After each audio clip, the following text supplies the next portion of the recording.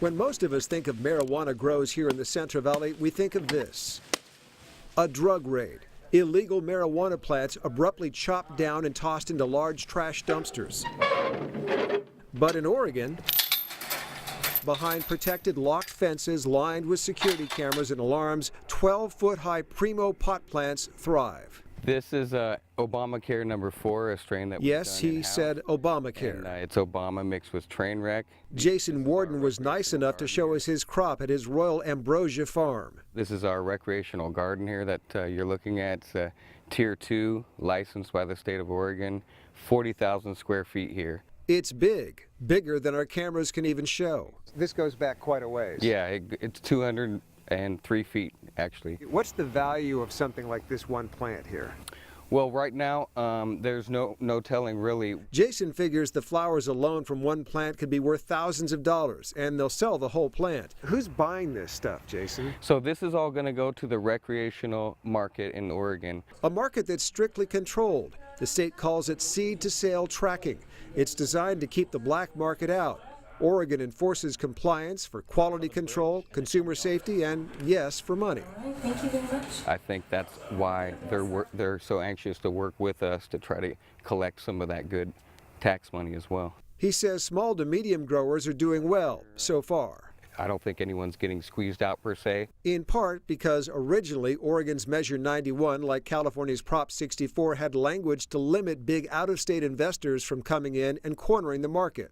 It's unfortunate to see it does take a lot of money to produce recreationally. But this spring, Oregon passed House Bill 4014, which now allows out-of-state investors into the thriving recreational marijuana market in Oregon.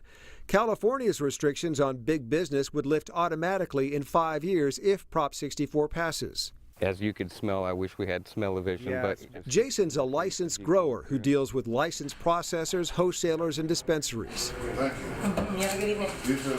Which sell marijuana like, well, any other product. You try this. Let me get an exit of this. It's just like going down to the local convenience store and picking out a bag of chips. But some worry that ease of access, like a bag of chips, could lead to abuse, especially for teens who somehow find a way to get their hands on the products. It's primarily 12 to 20-year-olds. Jonathan Modi with the Oregon Health Authority Public Health Division says the state's message to teens is wait. Think about your goals.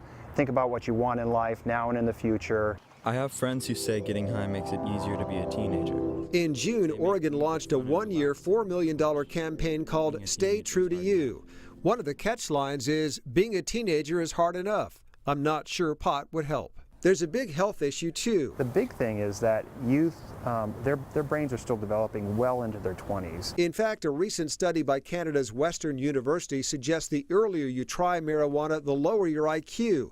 It impacts your cognitive functions and more. We're asking you to think about how marijuana might affect those goals, and just remember that your brain is still developing. And another reason for teens to steer clear of pot is, for some, it's addicting. Right now, Fresno County Sheriff Margaret Mims says even before Prop 64, Fresno County is currently treating close to 2,000 youths for substance abuse. And 69% of the total is marijuana addiction.